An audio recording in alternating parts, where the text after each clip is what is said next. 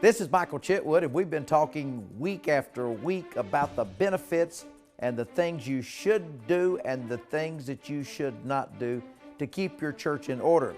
We believe at Chitwood & Chitwood, been doing this now for 76 years, that every church and every pastor needs to be in order. You need to have your house in order.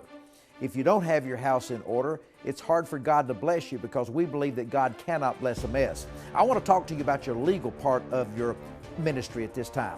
You know that you're supposed to have a good set of bylaws that protects the church. And you know, we live in a different world, a different age, a different time these times than we did 30, 40, 50 years ago. So your legal system has to be up to date. I want to do a legal compliance audit for your church. You need to have a financial audit, compliance audit, and a legal audit for your church.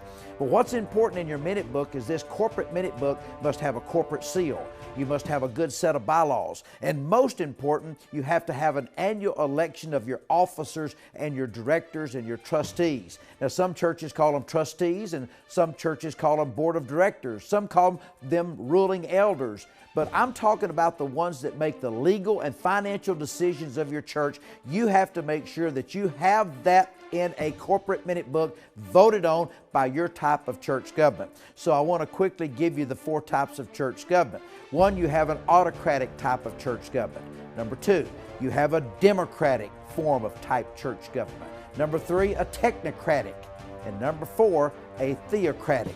All of these types of government make up the type of church government you can and should have.